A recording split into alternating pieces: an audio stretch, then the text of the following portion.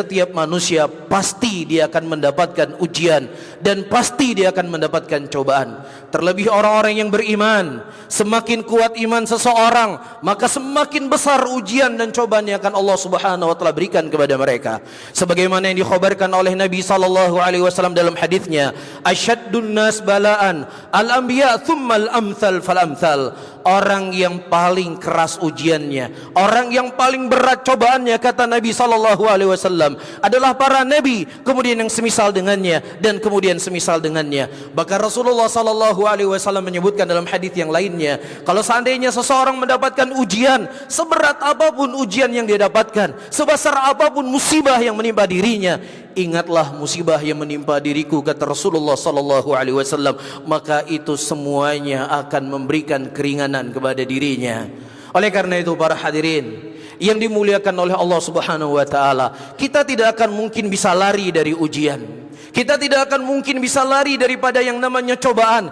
Justru Allah Subhanahu wa taala akan menguji dan mencoba kita untuk melihat siapa di antara kita yang paling jujur dengan keimanannya dan siapa pula di antara kita yang bohong dengan keimanannya. Allah Subhanahu wa taala mengatakan dalam ayatnya, ahasiban nas ayyutraku ayyakulu amanna wa hum la yuftanun wa laqad fatanna alladhina min qablihim falya'lamanna Allahu alladhina sadaqu wa la'lamanna al-kadhibin. Apakah manusia mereka menyangka mereka akan ditinggalkan untuk mengucapkan keimanan begitu saja? Saya cinta kepada Allah, saya cinta kepada Rasul, saya sebagai seorang muslim, saya sebagai seorang mukmin, saya sebagai seorang mukminah. Belum cukup pengakuan kita, sampai datang kepada mereka ujian, sampai datang kepada mereka cobaan, dan Allah yang Maha tahu siapa di antara mereka yang jujur dengan keimanannya dan siapa pula di antara kita yang bohong dengan keimanannya. Oleh karena itu, para hadirin yang dimuliakan oleh Allah Subhanahu wa taala, agar kita menjadi orang-orang yang sukses, sukses melewati ujian dan cobaan yang Allah Subhanahu wa taala coba kita, sukses untuk menjadi orang yang beriman. Karena orang yang beriman bukan hanya mengimani adanya Allah. Orang beriman tidak hanya mengimani dari syariat yang Allah Subhanahu wa taala syariatkan, salat wajib, berpuasa wajib, zina haram, bukan itu saja bagian daripada keimanan.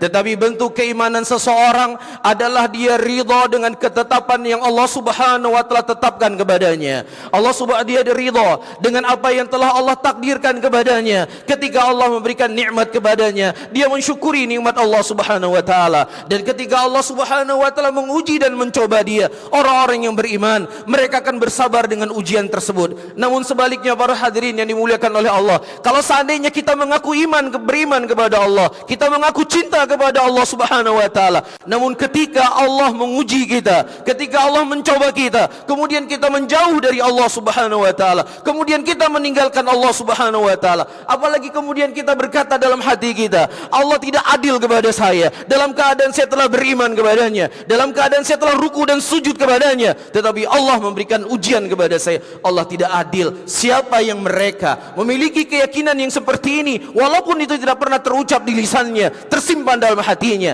ini menunjukkan ketidakjujuran iman seseorang kepada Allah Rabbul Alamin.